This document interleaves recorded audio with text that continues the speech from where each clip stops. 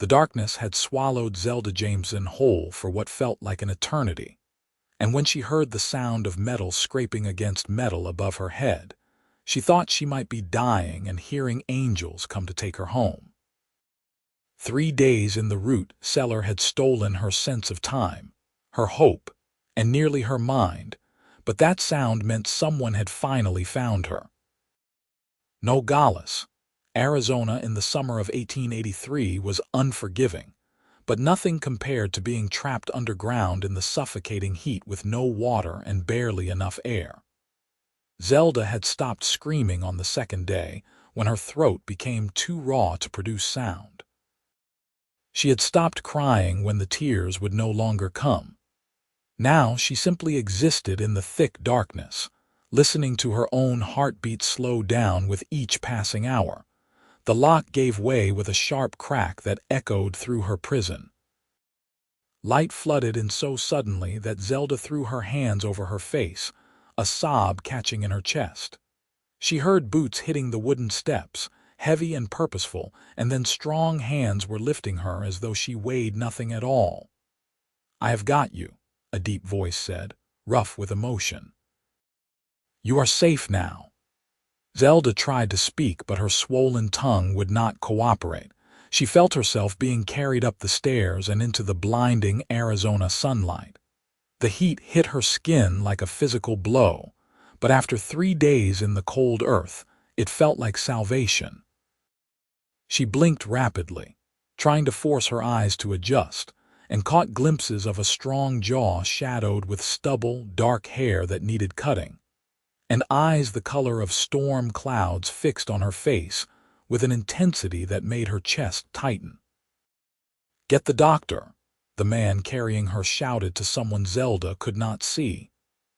Now, he carried her away from what she now recognized as the abandoned ranch house where she had been imprisoned. Her captor, a man named Dutch Harrigan who had decided she would marry him whether she wanted to or not, had locked her in that cellar when she refused his proposal. He had told her she could come out when she changed her mind, then disappeared. She had no idea if he was dead or simply gone, and right now she did not care. The cowboy holding her kicked open the door to what looked like a small house and carried her inside, laying her gently on a bed. Now that her eyes were adjusting, she could see him more clearly. He was tall and broad-shouldered, probably around 25 years old, with sun-weathered skin and calluses on his hands that spoke of hard work. His clothes were dusty from the trail, and a gun belt hung low on his hips. "My name is Nathan Zimmer," he said, crouching beside the bed so their eyes were level. "I am going to get you some water, but you need to drink it slowly. Can you nod if you understand?" Zelda managed a small nod. Her head felt like it was full of cotton, and her body ached in ways she had never experienced. Nathan disappeared and returned moments later with a cup of water and a damp cloth. He sat on the edge of the bed and carefully lifted her head, bringing the cup to her cracked lips. "Small sips," he instructed. The water was the most beautiful thing Zelda had ever tasted. She wanted to gulp it down to drain the cup and demand more, but Nathan was careful to control the flow. After a few sips, he pulled the cup away despite her small sound of protest. "Too much at once will make you sick," he explained gently. He pressed the damp cloth to her forehead and Zelda closed her eyes at the sensation. "The doctor is coming. He will know what to do." "How did you find me?" Zelda managed to croak out. Her voice sounded like sandpaper dragged across wood. "I was tracking Dutch Harrigan," Nathan said, his jaw tightening. "He killed a man in Tombstone 3 weeks ago. I am a deputy marshal and I have been following his trail. When I got to his place and saw the lock on that cellar door, I knew something was wrong." His storm-gray eyes darkened. "I am sorry I did not get here sooner." 3 days, Zelda whispered. "I thought I was going to die down there." "You are not going to die." Nathan's voice was fierce, almost angry, but Zelda understood the anger was not directed at her. I promise you that." A commotion outside announced the doctor's arrival. He was an older man with kind eyes and gentle hands, and he shooed Nathan out of the room so he could examine Zelda properly. She learned she was severely dehydrated, malnourished, and had bruises from where she had fallen in the darkness, but otherwise she would recover. The doctor insisted she stay in bed for at least 3 days, drinking water and eating small amounts of food to rebuild her strength. When the doctor finally left and Nathan returned to the room, Zelda was propped up against pillows, sipping water under strict orders to finish the entire cup. "This is your house?" she asked, looking around at the simple but tidy space. "It is," Nathan confirmed. He pulled a chair close to the bed and sat down, his hat in his hands. "I know it is not proper for you to be here without a chaperone, but the doctor said moving you to the boarding house would do more harm than good right now. Mrs. Chen from next door has agreed to come stay here to maintain your reputation." "I do not care much about my reputation right now," Zelda said honestly. "You saved my life. Propriety seems less important than that." Something flickered in Nathan's eyes, an emotion Zelda could not quite name. "Tell me what happened. Only if you feel strong enough." Zelda took another sip of water and began her story. She had come to Nogales 6 months ago to work as a school teacher, one of the few respectable jobs available to unmarried women in the territory. Dutch Harrigan had taken an interest in her almost immediately, showing up at the schoolhouse with flowers and compliments. When Zelda politely declined his attentions, he became more insistent. When she firmly told him no, he became angry. "He cornered me 4 days ago when I was walking home from the school," Zelda said, her hands trembling slightly around the cup. Nathan noticed and gently steadied them with his own. "He had a gun. He forced me out to his ranch and told me I was going to marry him. When I refused, he threw me in that cellar and locked it. He said I could come out when I became more reasonable." "Where is he now?" Nathan asked, his voice deadly calm. "I do not know. He came back once, maybe on the first day, and asked if I had changed my mind. I screamed at him. He left and never came back." Zelda met Nathan's eyes. "Do you think something happened to him?" "I think a man like that has plenty of enemies," Nathan said carefully, "but I will find out. That is my job." Over the next 3 days, as Zelda slowly regained her strength, Nathan proved to be a constant presence. Mrs. Chen, a sweet woman whose husband ran the general store, stayed in the house at night and during the day, but Nathan came by every morning and evening to check on Zelda. He brought her books from the lending library and wildflowers he picked on his rides. He told her stories about growing up on a ranch in Texas, and how he became a lawman after his father was killed by cattle rustlers. Zelda found herself watching for him, listening for his boot steps on the porch, feeling her heart skip when he walked through the door. She told herself it was gratitude, nothing more, but the way he looked at her suggested he might be feeling something beyond duty as well. On the 4th day, Zelda was strong enough to sit outside on the porch. Nathan had carried her there despite her protests that she could walk, and now she sat wrapped in a blanket even though the Arizona heat barely required it, watching the dusty street of Nogales move with its daily rhythm. "I found out what happened to Dutch," Nathan said, sitting down beside her. "He got into a fight at a saloon in Tucson the night after he locked you in that cellar, pulled a gun on the wrong man. He is dead." Zelda absorbed this information silently. She knew she should feel something, relief or sadness or anger, but all she felt was numb. "Good," she finally said. "Good," Nathan agreed. They sat in comfortable silence for a while before Zelda spoke again. "I need to return to my boarding house soon. The school will be starting up again in a few weeks, and I have preparations to make."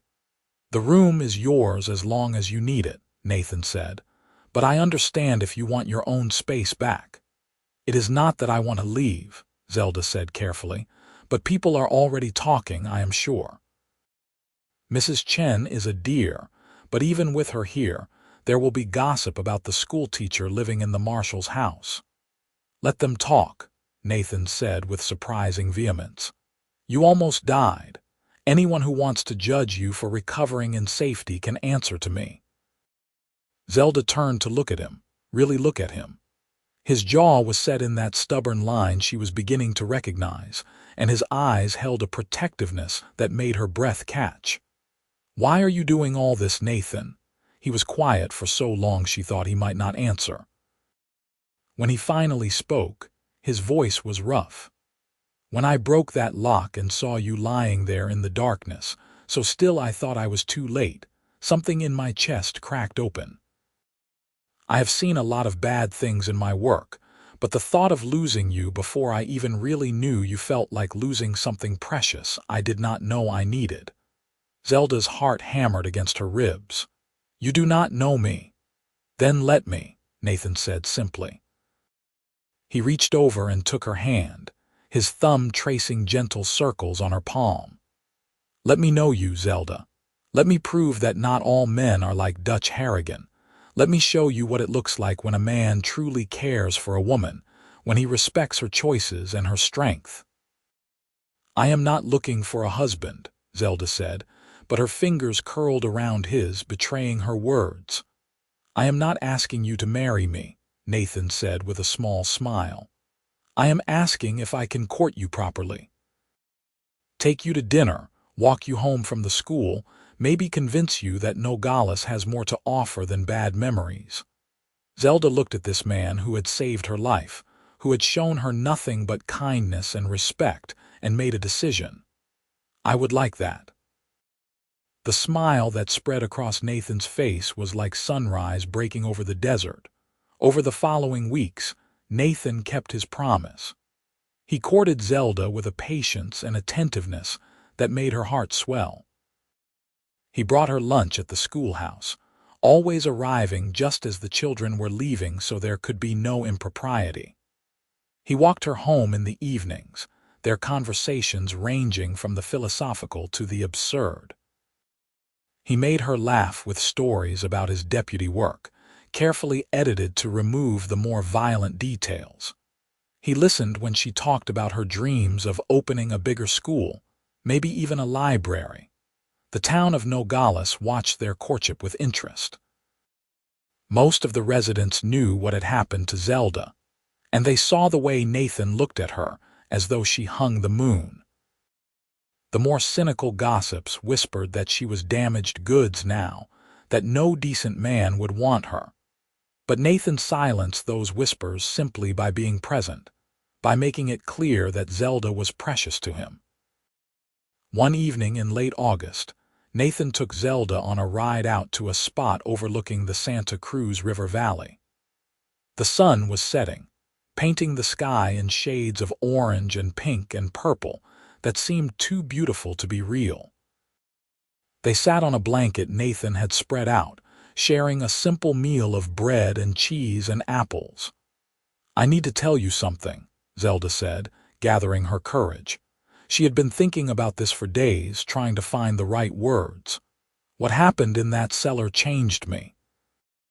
I do not think I will ever be the same person I was before. Nathan set down his apple and turned to face her fully. How did it change you? I was always so afraid, Zelda said quietly.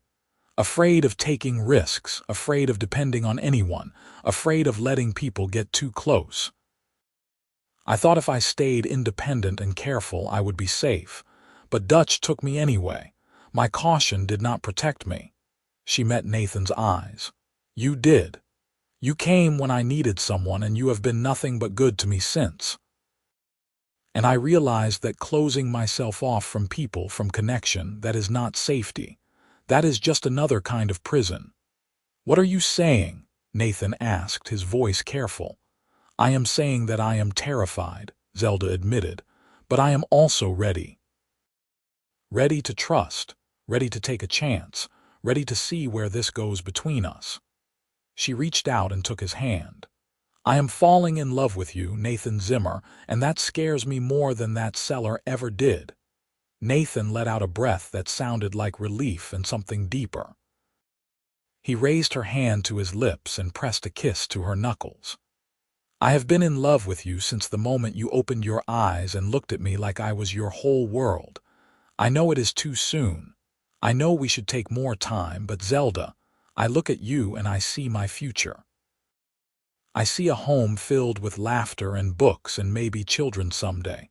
I see a partner who challenges me and inspires me to be better. I see everything I did not know I was searching for." "Show me," Zelda whispered. Nathan cupped her face in his hands and kissed her as the sun melted into the horizon. It was gentle and sweet and full of promise, and Zelda felt something inside her that had been locked tight since her ordeal finally opened up. She kissed him back with everything she had, pouring her hope and fear and love into the connection between them. When they finally pulled apart, both breathing hard, Nathan rested his forehead against hers. "I want to do this right," he said. "I want to court you for as long as you need, give you time to be sure." "I am sure," Zelda said. "I know it is fast, I know people will talk, but I am sure about you, about us."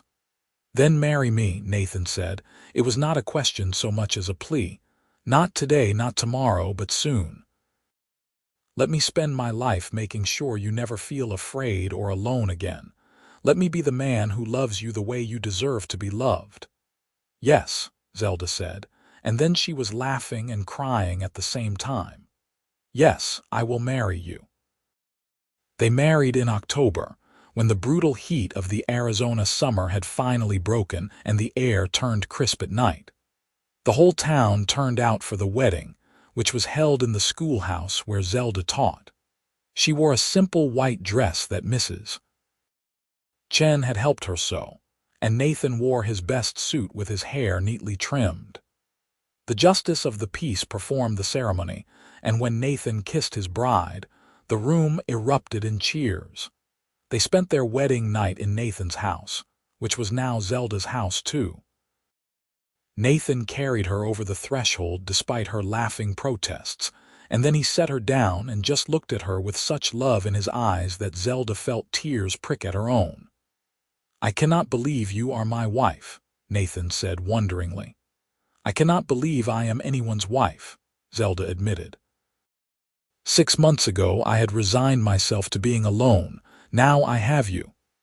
"Now you have me," Nathan agreed. He pulled her close, his arms wrapping around her waist. "For the rest of our lives you have me." That night, Nathan showed Zelda with gentle hands and patient kisses what it meant to be truly cherished. He took his time, learning every curve and hollow of her body, making sure she felt safe and loved and desired. Zelda, who had been afraid she might carry fear into her marriage bed, found instead that with Nathan, everything felt natural and right. They loved each other through the night, and when dawn broke over Nogales, they lay tangled together, talking about their future. "I want to expand the school," Zelda said, her head pillowed on Nathan's chest. "There are so many children in the territory who do not have access to education. I want to change that." "Then we will change it," Nathan said, pressing a kiss to her hair. "Whatever you want to do, I will support you." "What about you?" Zelda asked. "What do you want?" Nathan was quiet for a moment, his fingers tracing patterns on her bare shoulder. "I want a family," he finally said. "I want children with your eyes and your intelligence. I want to teach my sons and daughters how to be strong and kind. I want to grow old with you, watching our grandchildren play in the yard." He paused. "But only if that is what you want too. I will not force my dreams onto you." "I want that," Zelda said softly. "All of it. I want to build a life with you, Nathan. A real, beautiful life." The first year of their marriage was a time of adjustment and growth. Zelda continued teaching, and Nathan continued his work as a deputy marshal, though he took fewer assignments that required him to be away from home. They bought a larger house on the edge of town with money they had both saved, a place with room for the family they hoped to have, and the library Zelda wanted to start. In the spring of 1884, Zelda discovered she was pregnant. She told Nathan over dinner one evening, watching nervously for his reaction. He went very still, his fork frozen halfway to his mouth, and then he let out a whoop of joy that probably woke half the neighborhood. He swept Zelda up in his arms and spun her around, laughing like a boy. "We are having a baby," he kept saying, as though he could not quite believe it. "We are having a baby." "We are," Zelda confirmed, her own happiness bubbling up inside her. "In about 6 months we are going to be parents." Nathan became impossibly protective after that, insisting Zelda rest more and work less. Zelda, who was not about to become an invalid just because she was pregnant, had to remind him frequently that women had been having babies since the dawn of time, and she was perfectly capable of continuing her normal activities.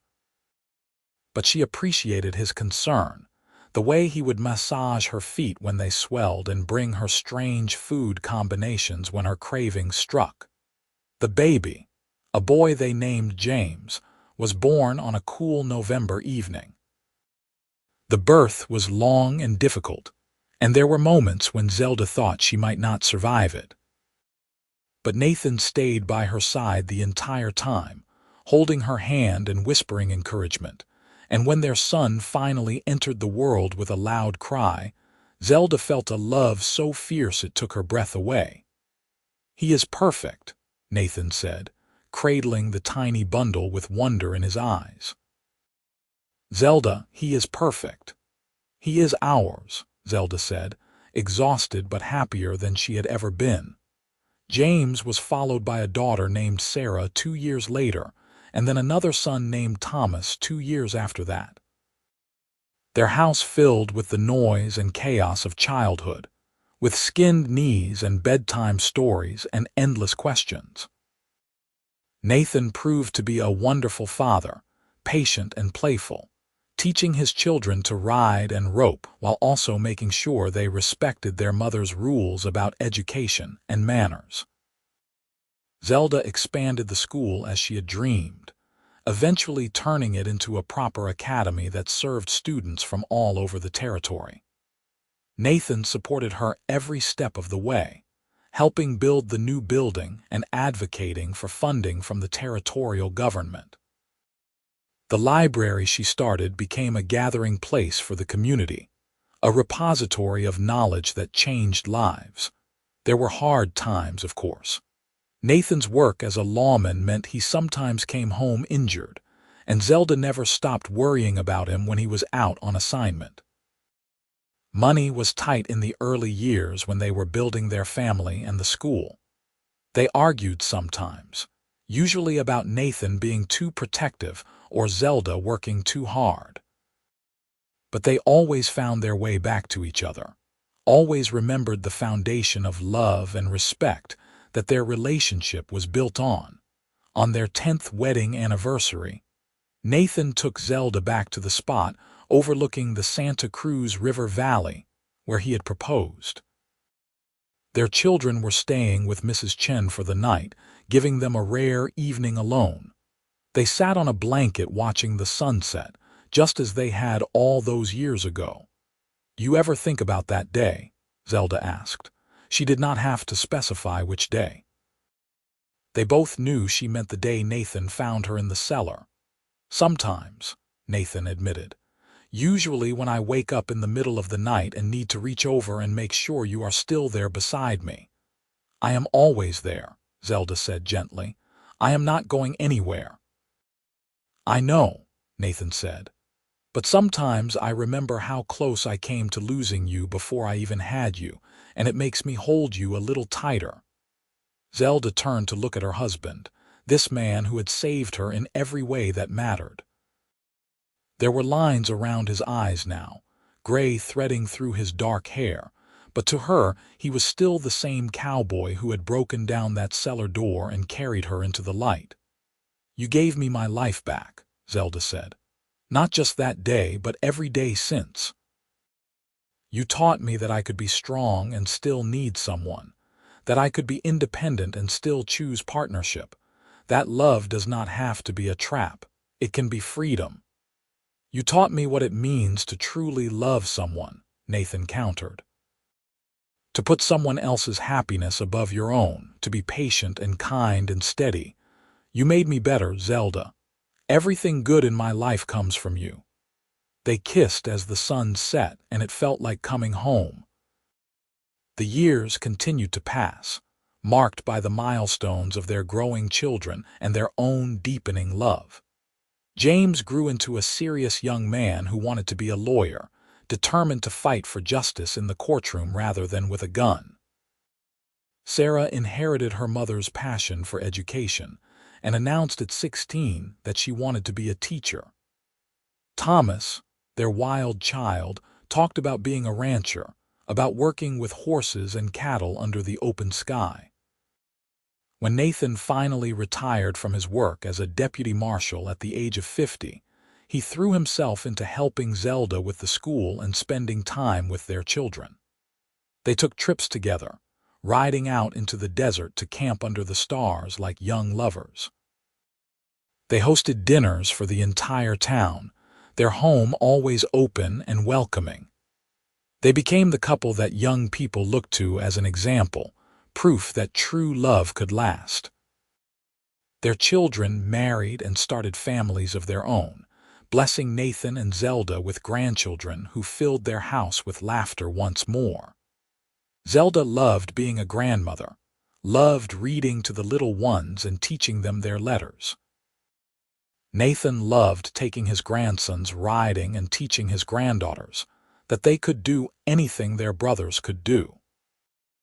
On a warm evening in the spring of 1908, 25 years after Nathan had broken that cellar lock and changed both their lives forever, Zelda and Nathan sat on their front porch watching their grandchildren play in the yard.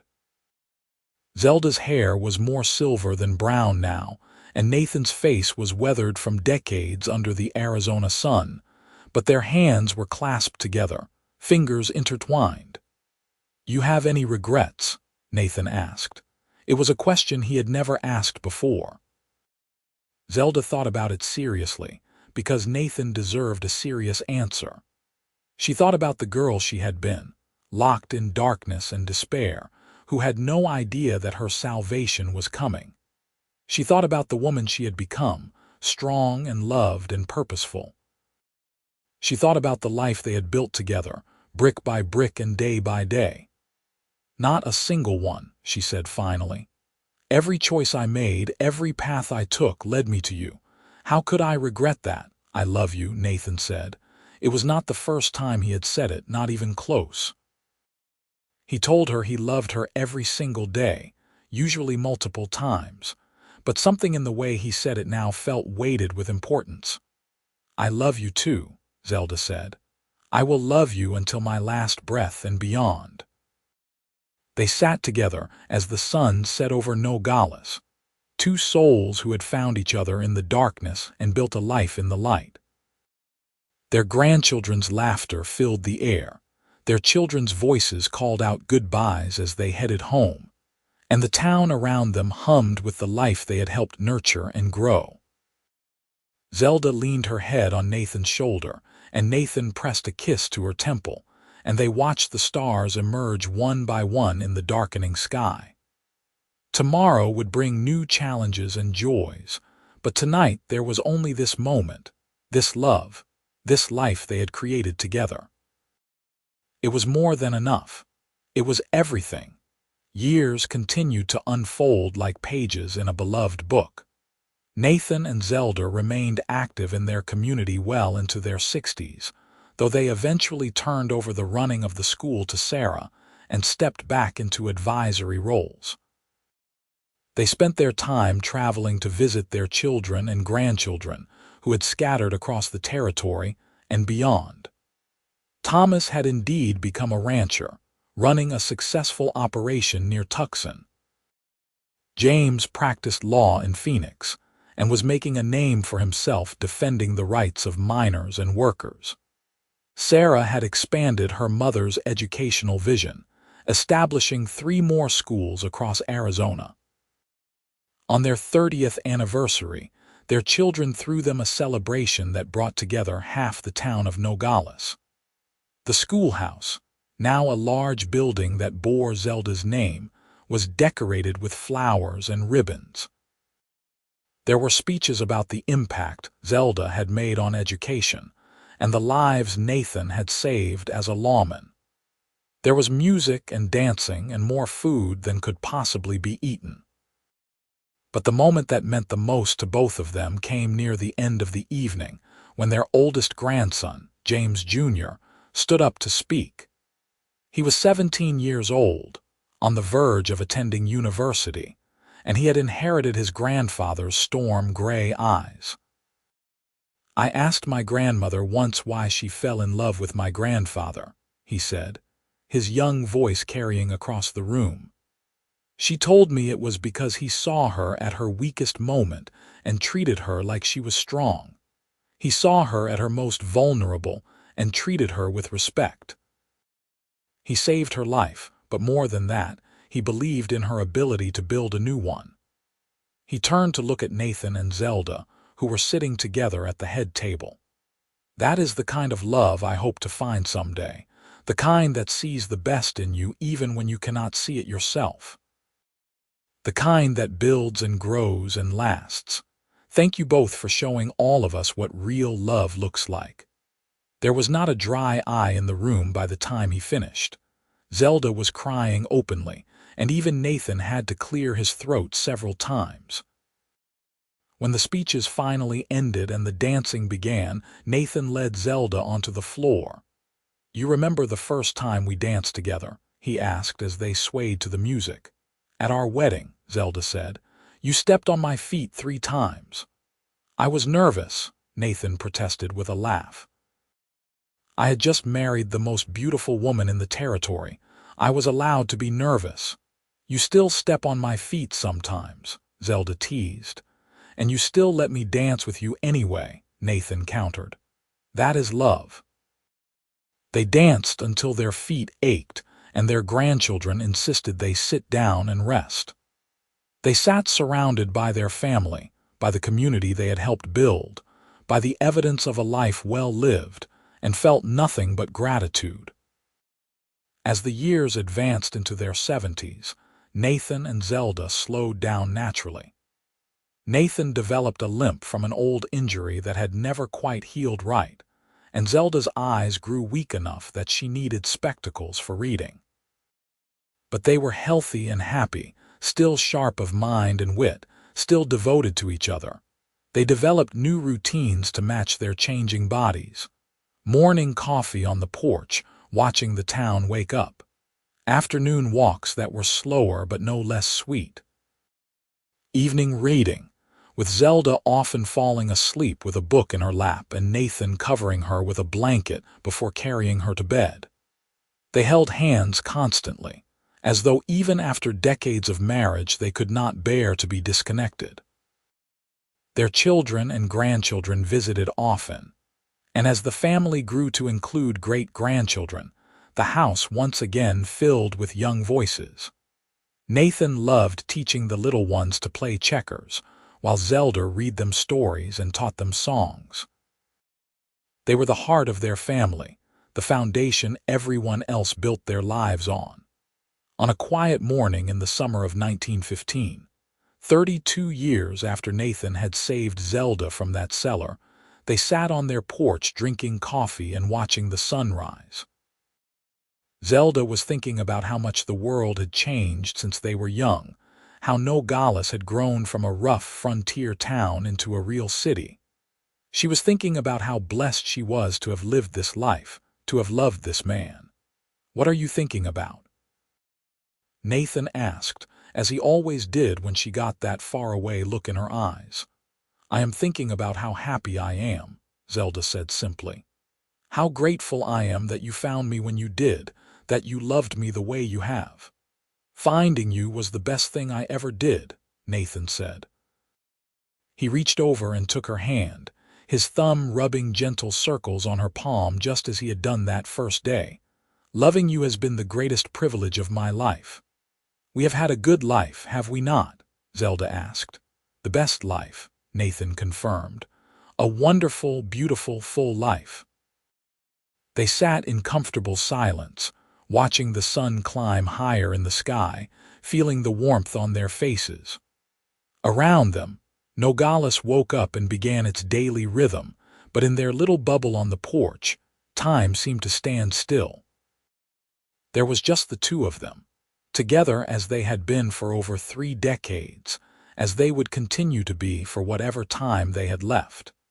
The town of Nogales would long remember Nathan and Zelda Zimmer, the deputy marshal and the school teacher who had loved each other so well. They would tell the story of how he saved her from that dark cellar, and how she saved him right back by teaching him what it meant to truly live. They would point to the school bearing her name and the park named after him and say, "That was a love story for the ages." But Nathan and Zelda did not think about legacy or memory. They thought only about each other, about the life they had built together, about the love that had sustained them through joy and sorrow, triumph and challenge. They had taken the worst moment of Zelda's life and transformed it into the beginning of something beautiful. They had chosen each other every single day for 32 years, and they would continue choosing each other for all the days to come. As the sun rose higher and the coffee grew cold in their cups, Nathan stood and offered Zelda his hand.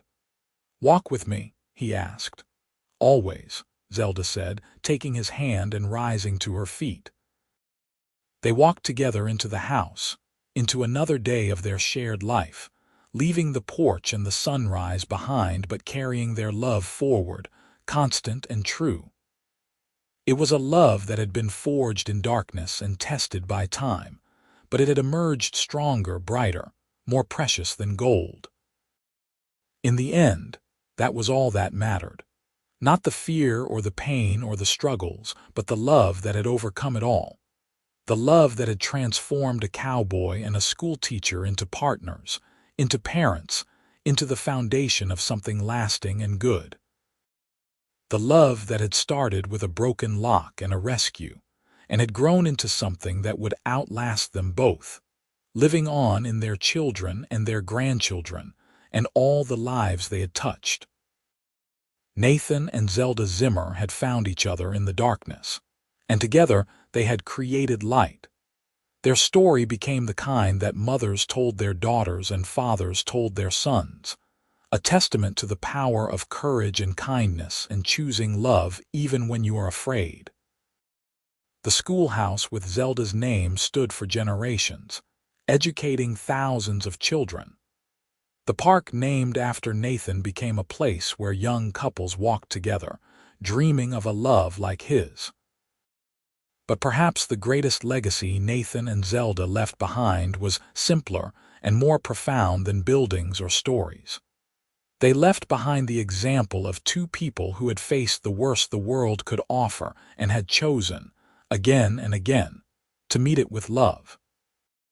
They showed everyone around them that strength and vulnerability could coexist, that independence and partnership were not opposites but complements, that love was not about perfection but about commitment. On their 40th wedding anniversary, too elderly now for big celebrations, they sat together in the living room of their home surrounded by photographs of their family. Their children and grandchildren and great-grandchildren smiled out from frames covering every surface, a testament to the life they had built.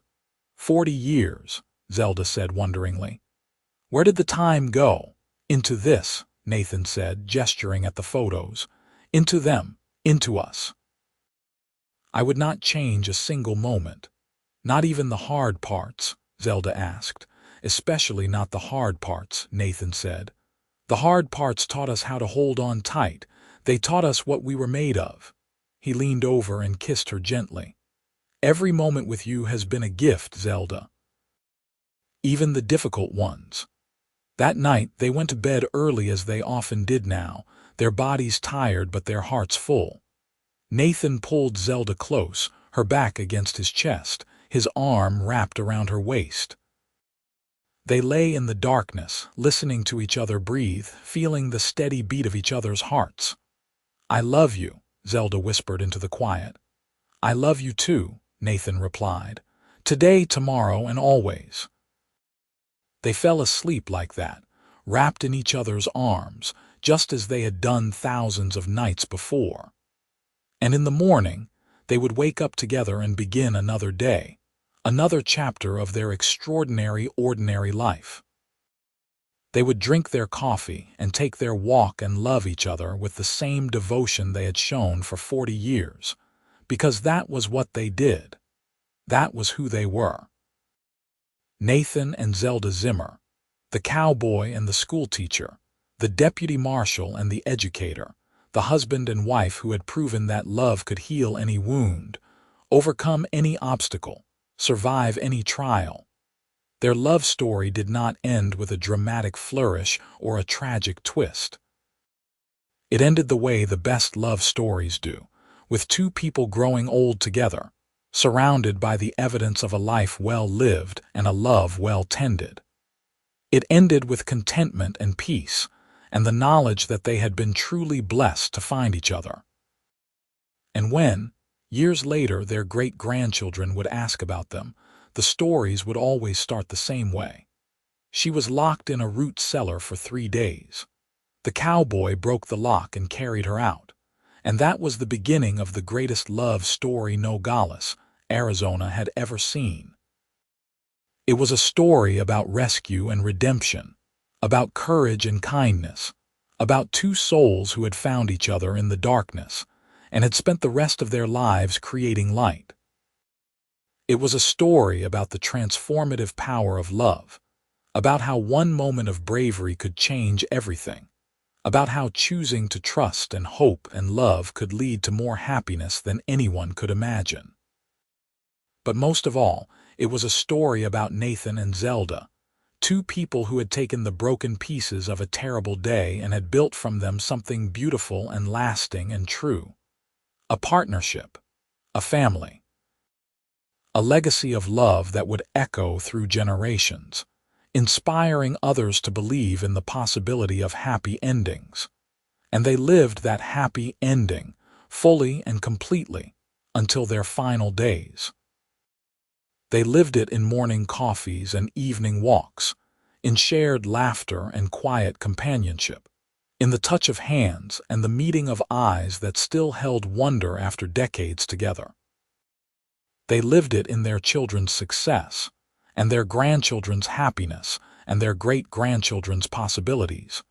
Nathan and Zelda Zimmer lived their love story every single day, and it was more than they had ever dreamed possible.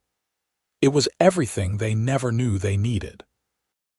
It was home and hope and happiness, all wrapped into one precious, beautiful life shared between two souls who had been meant to find each other all along.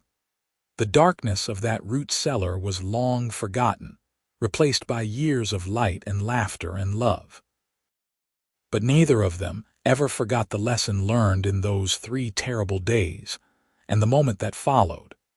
That sometimes salvation comes in the form of a cowboy breaking through a locked door, and sometimes love begins in the most unexpected places, growing from terror into trust, from rescue into romance, from 2 separate lives into one shared journey toward forever.